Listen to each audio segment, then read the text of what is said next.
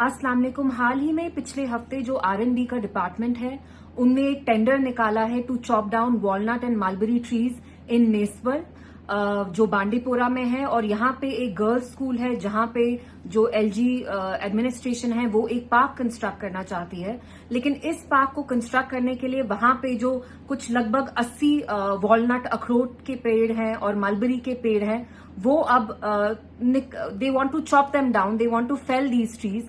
और इसकी वजह से आरएनबी ने हाल ही में अभी पिछले हफ्ते ही एक टेंडर निकाला है which within a week I think they going to wrap it up.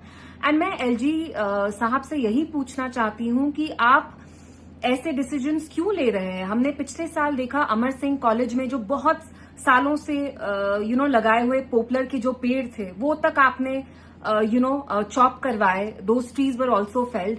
And जो कश्मीर में अखरोट के पेड़ होते हैं they are not just an environmental treasure, they are also a part of our heritage.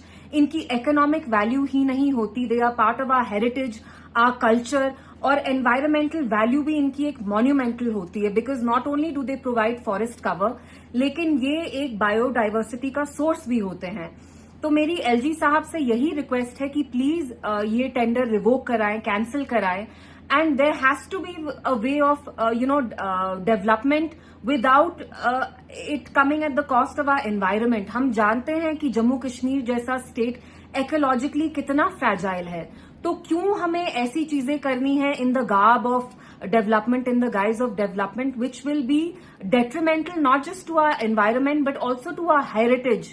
सो मेरी उनसे यही रिक्वेस्ट है कि ये जो आरएनबी ने जो ये टेंडर निकाला है ये पेड़ों को जो अखरोट के पेड़ हैं उनको चॉप करने का नेसबल में, बांडीपोरा में, वो आप प्लीज कैंसिल कराएं क्योंकि हम अपनी बायोडाइवर्सिटी, अपनी हेरिटेज बचाना चाहते हैं।